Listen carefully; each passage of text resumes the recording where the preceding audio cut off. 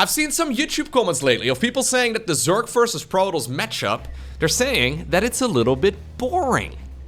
I guess the reason why that is, I've been thinking about this quite a bit over the last couple of days. I think the reason why that is because, broadly speaking, at the highest level of StarCraft 2, the first 5, 6, sometimes even 7 minutes of each game, they broadly speaking look the same, right? You have the Oracles and the Adepts, and they're trying to harass a Zerg player who's trying to obtain that triple base economy. Now, personally, I don't quite agree because there's still a lot of varieties, and I'm always, really interested in the details, but there's no denying that if you're more of like a casual viewer, it can all look very, very similar. Now, what I've got for you today is a Zerg versus Protoss from the ESL Open Cup that I hope is going to be a little bit more spicy, okay? Let's just say that the last time I saw this Zerg player play, he decided to go for some very aggressive build orders. Now, it's been a while, so I don't really know exactly what he's been playing lately.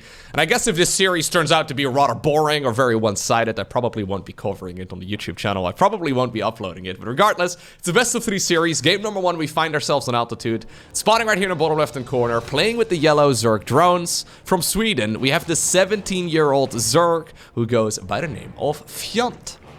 Now, his opponent in this particular match, and the reason why I decided to cast it, is the South Korean Protoss player, playing right here with the red Protoss pieces. He goes by the name of herO. Now, herO is widely considered to be one of the very best Protoss players in the world, if not the #1. And if I were to be a betting man, now I don't want to be disrespectful towards Fjant whatsoever, but this almost feels like a bit of a mismatch. Fjant is really good at the game, he would destroy me 10 out of 10 games, but herO is herO, right? So because of that, I've got a feeling that Fjant must have some very spicy build orders for us prepared, because I've got a feeling that facing herO in a best of 3 series in macro games is gonna be an uphill battle. So we'll find out. We've got ourselves a quick cybercore right here on the low ground together with the Nexus, and we'll see what sort of tech structure is gonna come up. Now, if I were to be a betting man, I think it's gonna be a Stargate opener. This is what we normally see in general in this matchup, but especially on a map as large as this one, I think it makes a lot of sense. herO does have 150 gas right now, and indeed, it's gonna be that Stargate planted right next to the second pylon that's inside of the main base. So far, nothing all too crazy. Yep, we're gonna go for the 3rd hatchery here as well. Maybe Fjant has changed his ways. Maybe he's been playing a lot more macro lately. At the very least at Home Story Cup, not that long ago, he decided to go for some pretty aggressive strategies that I personally really quite liked. And honestly, if you're a ladder hero, I think a lot of Fjant's builds actually work really well. Only the very best players in the world are capable of stopping some of this early game aggression that he's been executing. So I'm hoping he's gonna go for some of that as well in this particular series. Anyways, so far though, nothing all too crazy, although he is holding down the Zergling button. Links are already on the other side of the map as well. There is, by the way, an Oracle coming up. Fair enough, makes sense. Yeah, the Adept is gonna be able to shoot at one of them. Okay, yeah, no, we're gonna go for a Link Flood. So, 25 drones is all we've really made at this point, and now we're just holding down the Zergling button. Now, for obvious reasons, this is a very aggressive build, because if you don't deal substantial amounts of damage on the other side of the map, you are so far behind. Just killing your opponent's 3rd base is not gonna cut it. Alright, now this very first Adept is gonna be in a world of trouble. At the very least, it will see additional Zerglings here, I believe.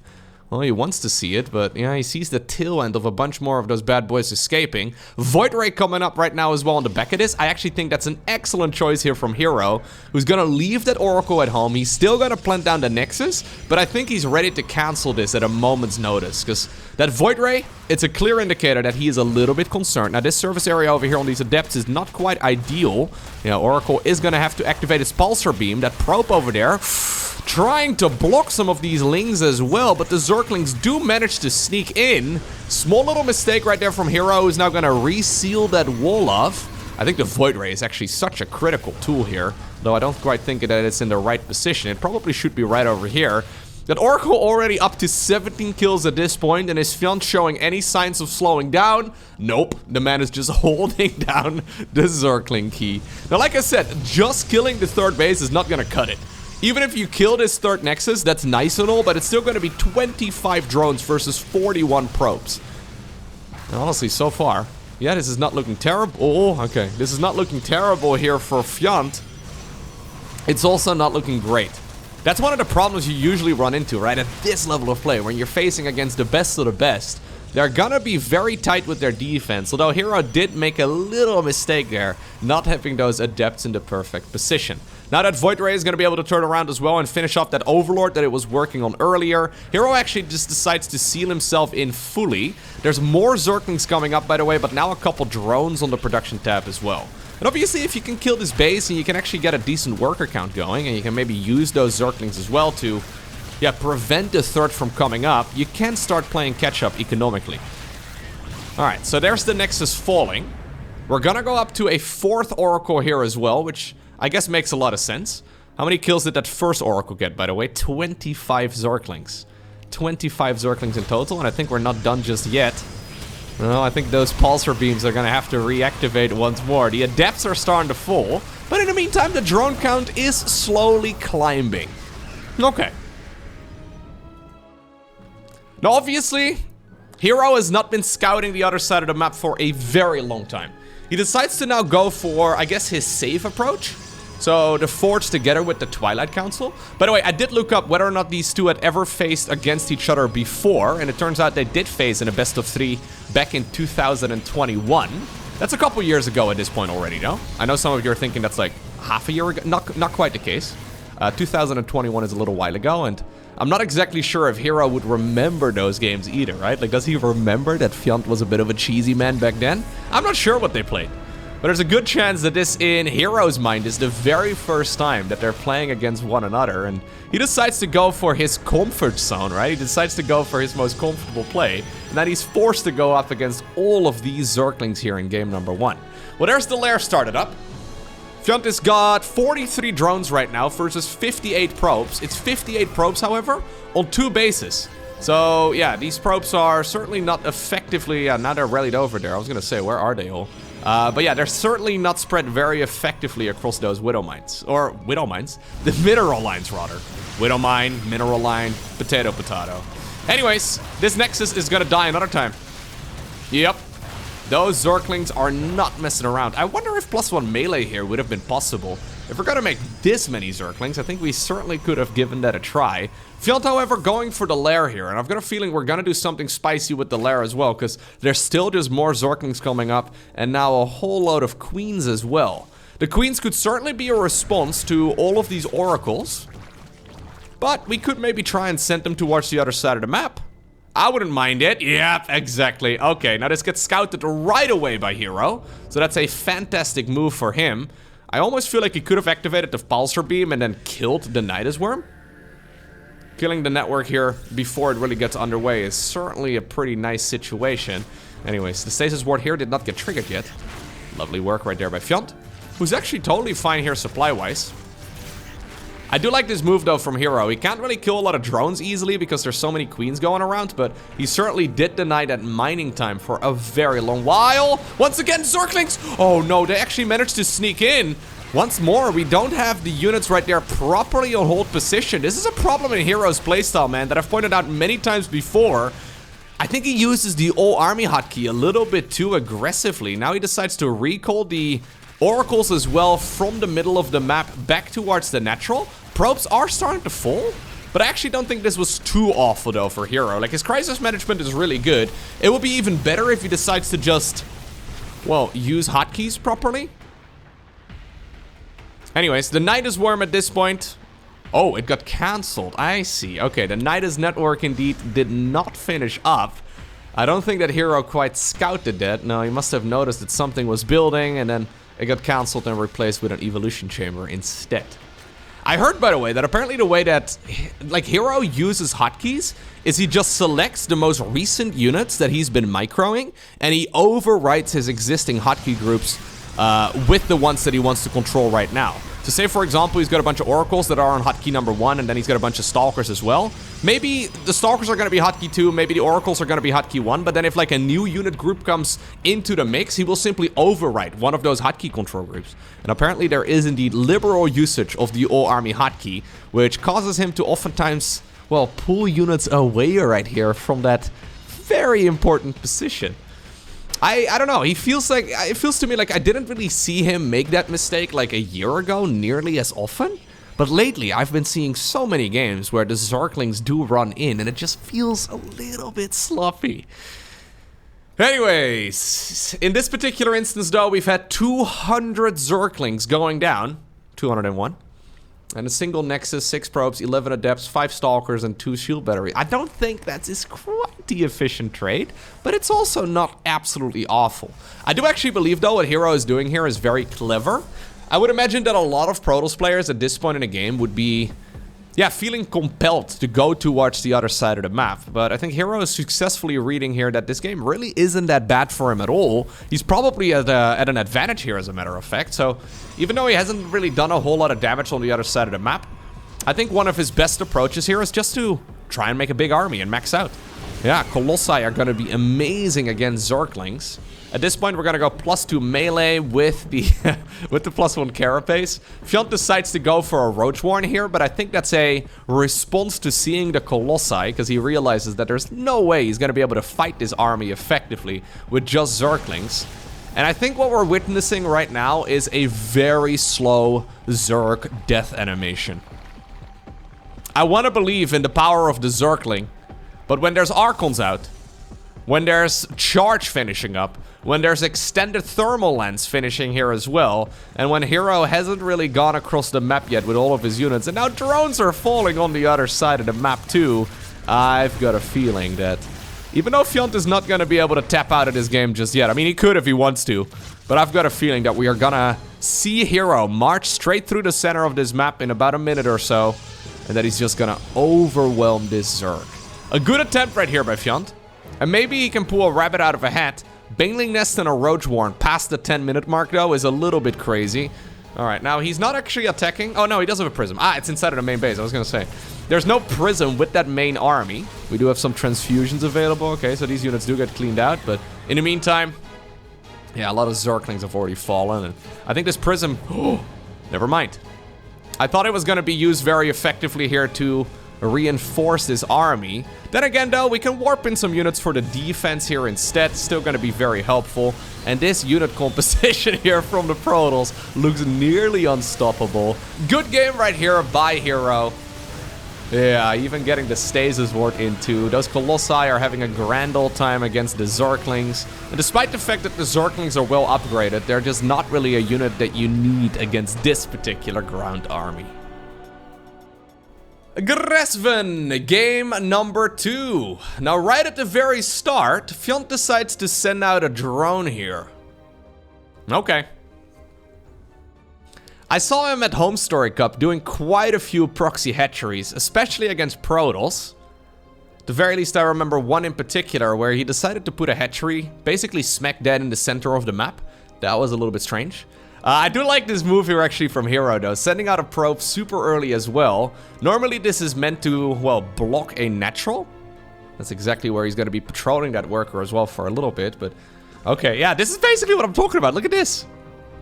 This is such a weird position on a proxy hatch. How in the world is herO going to scout this? This is a hatchery in the middle of nowhere. Alright, now, he should go into the main base here shortly to figure out what's going on, right?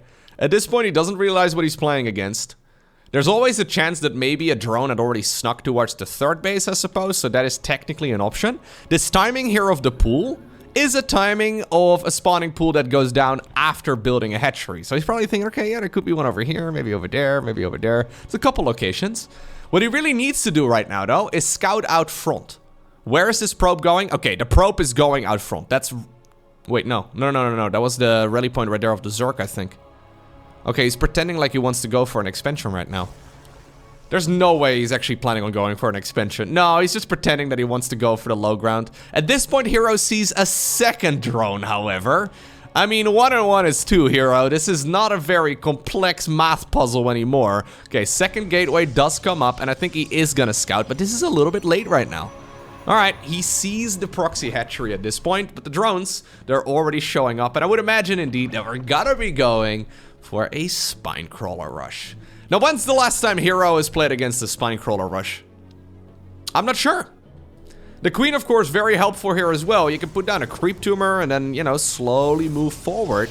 This front over here is Very critical. It's not something that herO can really lose, right? So, obviously all of these structures require pylon power. I quite like this pylon here out front. Even though it's very exposed, it's also in a location where you can actually put down some static defense over here. I actually think that's quite clever. Zealot over here shows up. Don't lose any units for free though here, herO, because these units are not to be underestimated. Okay, we're gonna back off right now, but shield battery's not done yet. Zealot is going to fall, but at the very least it did get a couple kills. herO was thinking about putting static defense out there, but decided otherwise to just, yeah, move the units back.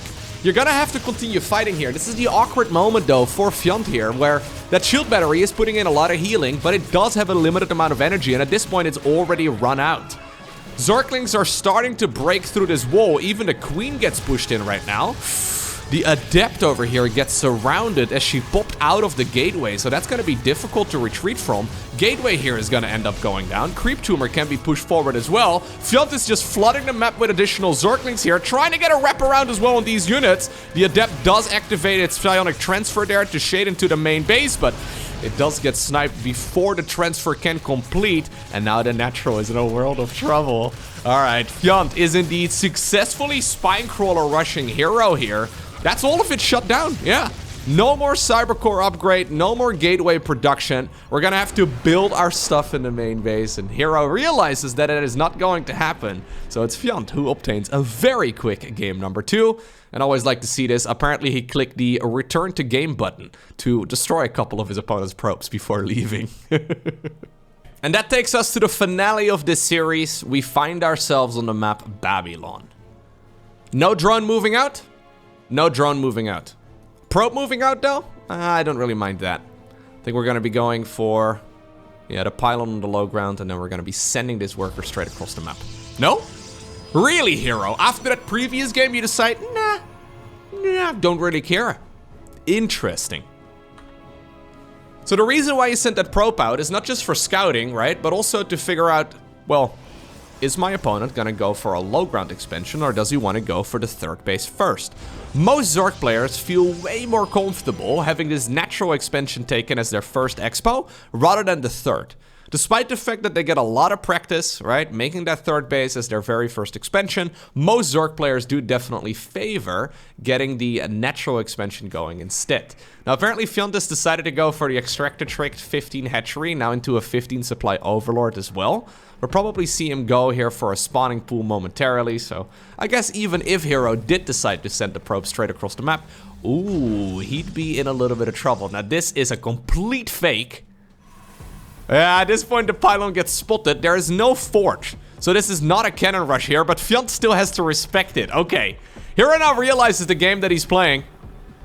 He's gonna cancel. There you go. That's a mental victory and a half though. Relatively small investment right there for the Protoss, but yeah, a little bit of panic right there for sure for our Zerg. So you can see that reflected right there on the income advantage right away. Obviously this will even out, but Fjant is probably thinking for a moment, oh no, I'm being cannon rushed? Really? After the proxy hatchery? I am the one getting cannon rushed right now? Anyways, none of that is happening. We'll have to see what the tech route here from herO is going to be. Overlord now scouts the timing of the cybercore, and everything is normal. Although there's a lot of space over here. I feel like that is not quite ideal, but it's all good. Doesn't really matter that much as long as he completes the wall eventually. Fjant did send the worker here quite early down towards the low ground. Yeah, he wants to go for a third here eventually. Not really a rush. Maybe he can take it over here. Probe, can it block it? I could have probably blocked it if it meant moving further forward, but the links would have shown up regardless. Alrighty, so herO doesn't actually have the gas right now to go for a... Alright, I was gonna say for a Stargate.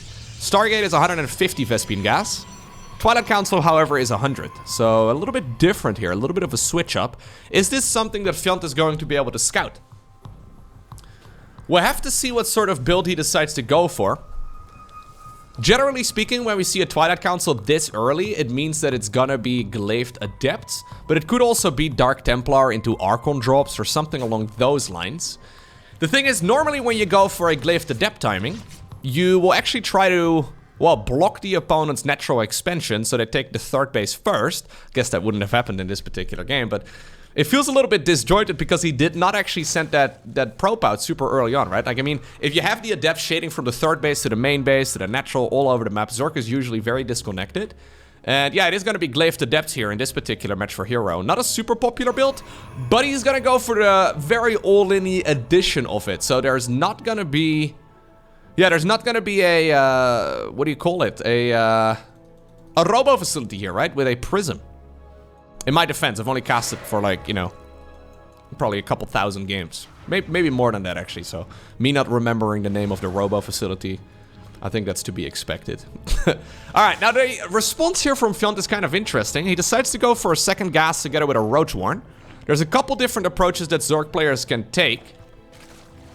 Generally speaking, we go for a single gas and a whole lot of links. And then into roaches. The roaches, however, have to be used for target firing here. And herO is already ready to go for this aggression. He's actually cut quite a few corners to get this going this quickly. Now look at that.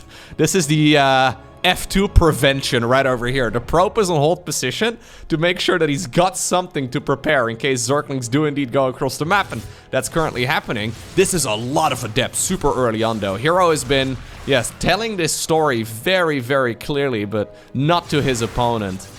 He's been hiding the strategy for a while, and now suddenly these adepts that do appear. After a very cheesy game number 1 and 2 from our Zerg player, it's now herO who decides to put all of his eggs in one basket. He does need to kill a bunch of drones in order to justify this build, but honestly, look at the worker count right now. We're at 29 versus 39. Probe here completes the wall, fair enough. He doesn't really need to kill that many workers. Any worker at this point is nice. The main downside here, I guess, for the Protoss player is that these units do fall off if Zerg manages to stabilize. He does decide to go for a Dark Shrine on the back of this. I believe Fjant, yeah, has vision of it, so he sees exactly what's happening. Now the Shade, though, is going to complete towards the main base, and these Zerglings are going to get picked off so easy. Of course, the Glaive Adept upgrade, it gives these units just straight attack speed, and since they're already very good against Lynx, I mean, at this point, with these numbers, they can even start fighting the roaches pretty effectively. They shade right into the drone line. Okay, I think that's basically it. herO has decided to, yeah, become the aggressor in this particular match. After playing a very defensive game number 1 and 2, he decides to mix it up. Proxy Gateway at this point gets found as well. Dark Shrine was spotted, so he's forced to make a Spore Crawler, but, I mean... One Spore Crawler is nice, but Dark Templars still pack a punch. Maybe if you can prevent this from, well, finishing? Okay, now these adepts will also warp in. Shadow Stride coming up. I mean, it's not necessary though, because Fjant decides to tap out, but that is still a really cool style there from herO. herO was done messing around. He tested the waters in game number 1 and 2, and he came out swinging in game number 3.